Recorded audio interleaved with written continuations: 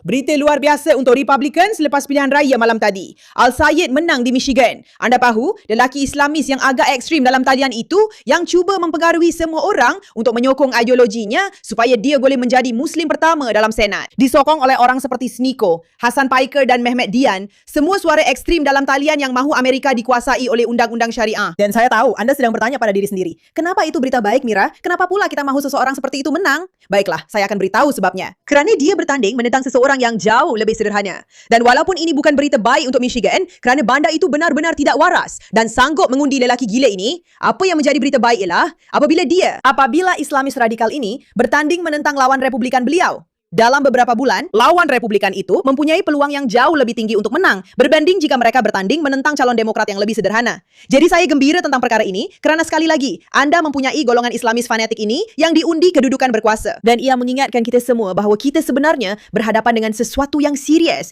bahawa mereka benar-benar berniat untuk mengambil alih.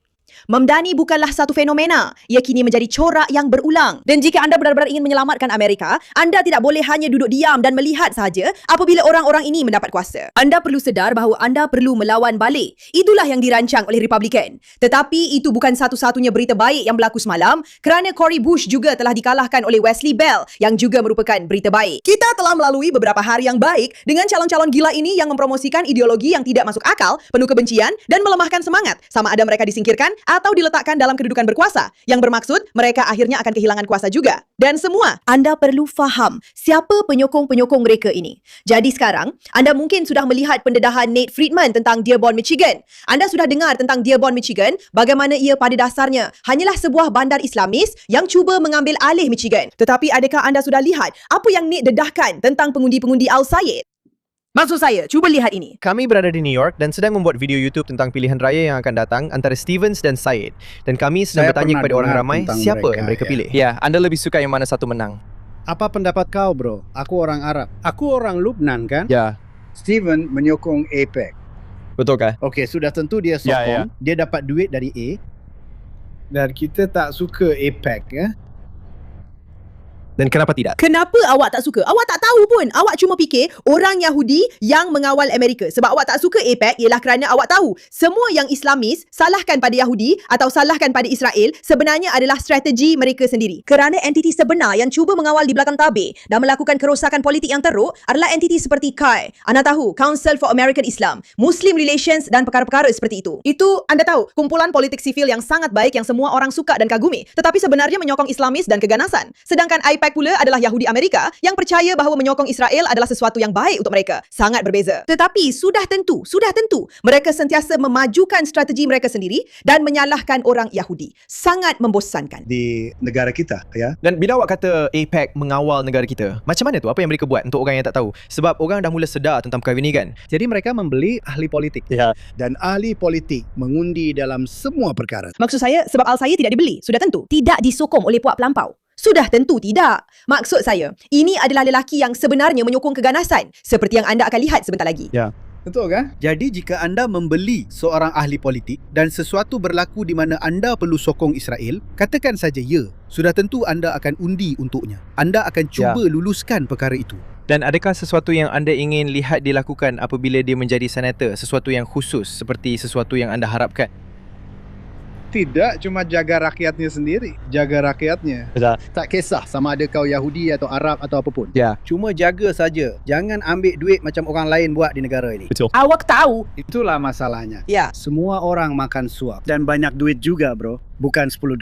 Tak, ia macam 40 juta. Ya, memang banyak. Aku tahu itu banyak duit. Aku dah tengok. Aku dah baca tentangnya. Jadi awak tahu sebahagian sebab kami datang ke Dearborn juga kerana ia tempat yang sangat menarik sebab ia adalah bandar majoriti Muslim pertama di negara ini. Betul. Tapi saya tak rasa macam itu. Ia tidak didokumenkan dengan betul. Jadi awak mau didokumenkan dengan salah. Tidak, saya tahu. Itu awak yang saya tahu maksudkan. Ya, semua ia tidak orang betul. Arab tinggal di sini. Betul. Datuk Bandar, dia orang Arab. Majlis tu kebanyakannya orang Arab. Awak tahu. Ya.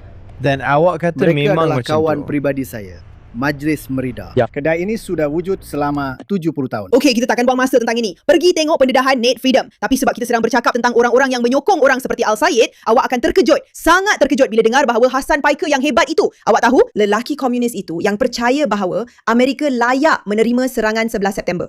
Dan dia mahu anda turun ke jalan untuk menumpahkan darah kapitalis. Dan itu adalah petikan kata-kata dia, bukan pendapat saya sudah tentu. Jadi, dia tidak mengejutkan adalah penyokong besar Al-Sayed. Tapi sebelum kita bincangkan bagaimana Hasan Piker menyokongnya, saya nak ingatkan semua orang, siapa Al-Sayed kalau anda masih belum kenal. Mari kita tonton video ini daripada Chloe Otsu Politics yang memang sangat bagus dalam hal ini, saya kena akui. Jadi, mari kita kenali Peach sebenar yang memenangi pemilihan utama Demokratik untuk Senat malam tadi di Michigan dan yang menurut Kelsey, kemungkinan besar akan menjadi senator Amerika Syarikat pada bulan November nanti. Abdul Al-Sayed. Dia berkata, Amerika diasaskan atas idea perkauman dan pemusnahan sistematik terhadap masyarakat asal. Selepas abang kepada seorang pengganas, SHO menembak sebuah prasekolah di Michigan, dia berkata, orang yang terluka akan melukai orang lain. Baiklah, dia berkempen dan sangat rapat dengan Hasan Piker, seorang lelaki yang berkata Amerika layak menerima serangan 11 September dan darah kapitalis patut tumpah di jalanan. Dia menggelarkan dirinya seorang doktor, tetapi tidak mempunyai lesen untuk mengamalkan perubatan. Dia pernah memanggil polis sebagai babi fasis, dan dia diam-diam seorang jutawan, tetapi dia membenci orang kaya. Apabila diktator Islam itu meninggal dunia pada bulan Mac yang lalu, dia enggan bercakap mengenainya kerana katanya pengundinya sedang berkabung. Abang iparnya juga sangat rapat dengan Ikhwanul Muslimin, dan kempen beliau telah menyalurkan $75,000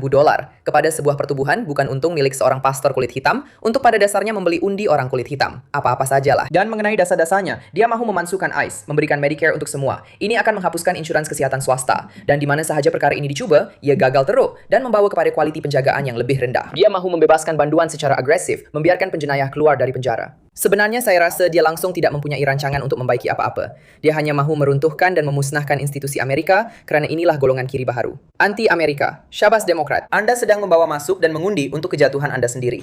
Dan di sebelah kanan pula ada Mike Rogers. Beliau pernah berkhidmat dalam tentera darat, FBI, dan Kongres. Beliau menghabiskan bertahun-tahun memburu pengganas dan membawa Osama bin Laden ke muka pengadilan. Di Kongres, beliau menurunkan cukai, memperluaskan akses penjagaan kesihatan kepada golongan miskin, mengurangkan peraturan dan cukai untuk perniagaan kecil dalam sektor tenaga. Dan beliau sangat cintakan Amerika. Jika saya tinggal di Michigan, saya tidak akan memilih lelaki yang bersimpati kepada kanan.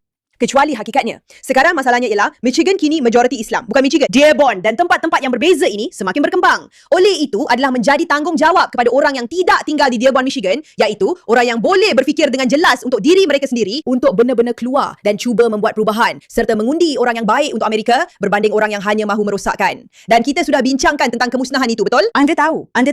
Kemusnahan dan orang yang menyokong orang seperti Al-Sayed, apa yang mereka benar-benar perjuangkan dan percayai. Maksud saya, anda tahu tentang Hasan Piker, kan? Maksud saya, kalau anda tertanya-tanya, betul-betul ada di sini depan mata. Anda memang ada bersama kami dalam bilik ini. Saya memang betul-betul ahli politik yang berpakaian paling santai dalam sejarah Amerika. Inilah yang dilakukan oleh pihak kiri. Lihat, kami salah seorang daripada kamu atau salah seorang daripada kamu. Jutawan Muslim. Tidak, bukan salah seorang daripada kamu. Dan saya Tidak, tapi sentiasa begini berhutang apa yang dengan berlaku. Beginilah apa yang berlaku. Kita dah buat semua benda tu. Kamu tahu, saya memang selalu ada orang datang ke siaran saya. Tapi bila kamu ajak pergi turun padang berkempen, saya tak sedar itu benda yang berbeza. Ia memang dunia yang sangat berbeza. Saya tak sedar yang media akan anggap ia sebagai sesuatu yang sangat berbeza. Sejujurnya, Jadi selepas saya rasa itu, tiada siapa pun sedar yang media akan cuba buat begitu. Maksud saya, memang berlaku kekecohan besar-besaran di setiap saluran. Hai, tidak semua saluran. Kami tak cukup peduli untuk bercakap tentangnya. Tapi lihatlah, di sini mereka, kawan baik, penyokong, pencinta antara satu sama lain. Tapi ada satu lagi kontroversi kecil yang berlaku di sekitar Al-Sayed yang mungkin ada antara anda yang mempunyai pendapat. Callan Senat Michigan, Abdul Al-Sayed, berkata setiap video ketiga di garis masa Instagram beliau adalah model OnlyFans dan menyalahkan algoritma. Saya pula menyalahkan Islamisasi. Maksudnya, cuba fikir kalau anda berada di Instagram. Pasukan saya mempunyai akses kepada akaun Instagram saya. Dan seperti perkara yang saya sebenarnya lihat di Instagram, betul? Sudah tentu, kita akan dapat perkara itu di halaman untuk anda. Tetapi kemudian, seperti setiap video ketiga yang bergulir sendiri, pasti akan jadi model OnlyFans. Dan itu kerana ia mengesan saya sebagai seorang lelaki berumur 40-an. Kalau Ben Shapiro. Saya yakin bahawa suapan Instagram Ben Shapiro tidak dipenuhi dengan model OnlyFans kerana ia berkaitan dengan menjadi lelaki berumur 40-an.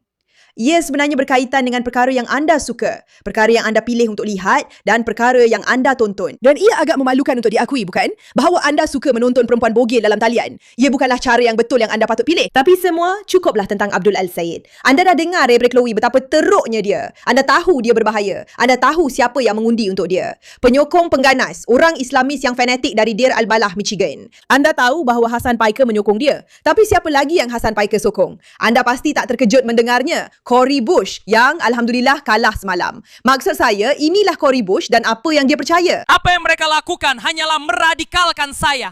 Jadi sekarang mereka perlu takut. Lihat, sekarang mereka akan lihat Cory yang lain. Sisi lain ini yang buat begitu. Ini Cory yang kalah. Sekedar makluman. Sebab biar saya cakap macam ni. Saya baru saja jadi lebih matang dalam beberapa minggu lepas. Saya dah berubah dengan cara yang berbeza. dan apa yang mereka akan dapat. Tiada apa yang berlaku dalam hidup saya berlaku dengan sia-sia. Jadi kalau ini berlaku, ia memang sudah ditakdirkan untuk berlaku. Dan biar saya katakan, Ini adalah ucapan kekalahannya, sekedar makluman. Awak perasan tak dia masih belum cakap apa-apa yang berisi? Ya, tak terkejut pun. kerana kerja yang saya perlu lakukan. Dan biar saya katakan ini.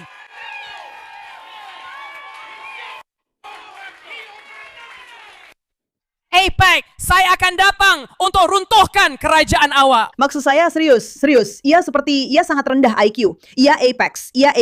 Apex adalah sebab kadang-kadang apabila orang menang dan APEC tidak menyokong kumpulan itu, ia seperti APEC, awak sedang dikalahkan. Dan apabila orang yang disokong oleh APEC menang, ia seperti APEC mengawal segalanya. Ia memang menyedihkan. Memang betul-betul menyedihkan. Tapi sudah tentu, ini adalah seseorang yang disokong dan disayangi oleh Hassan Piker. Kerana anda tahu, kita tahu dia ada masalah. Dan berita baiknya ialah Wesley Bell, orang yang dipilih, memang bagus. Ini Hassan Piker bersama Cory. Saya memang peminat tegar. Seorang yang hebat, Cory Bush, yang merupakan pejuang yang luar biasa. Anda tidak akan memperlekehkan Cory Bush di sini. Maksud saya dia akan kalah sahaja. Jadi itu sahaja yang perlu anda tahu. Dan syukur Wesley Bell telah menang. Dia adalah sebahagian daripada The Squad yang memberi tekanan kepada kepimpinan Demokrat dari sebelah kiri. Wesley Bell pula lebih sehaluan dengan kepimpinan Demokrat. Jadi mesej Cory Bush tidak berjaya di sini. Dan saya akan berikan satu petunjuk kenapa. Dia jauh ketinggalan di media penyiaran berbanding Wesley Bell dan sekutunya dengan nisbah 27 berbanding 1 menurut @impact. Itu memang gila. Memang gila. Dan apa-apa pun, itulah keadaannya. Ada berita baik dan ada berita buruk. Berita buruknya ialah masih ada orang psycho di Amerika yang cuba mengundi orang psycho. Dan ada orang psycho yang mengambil kesempatan daripadanya demi kepentingan sendiri dan membiayainya. Dan tidak, saya bukan bercakap tentang APEC. Saya bercakap tentang golongan Islamis, DSA, kumpulan-kumpulan gila yang cuba mendapatkan kuasa. Berita baiknya ialah Republikan mula sedar dan mereka boleh melihat dengan mata kepala sendiri. Oleh itu, jika mereka melihat dan jika mereka boleh nampak dengan mata sendiri, keluar dan pastikan anda tahu apa yang anda lakukan. Anda sedang cuba membuat perubahan supaya Islamisasi dan komunisme tidak datang untuk menghancurkan Amerika dan Barat. Terima kasih jika anda prihatin terhadap perkara ini.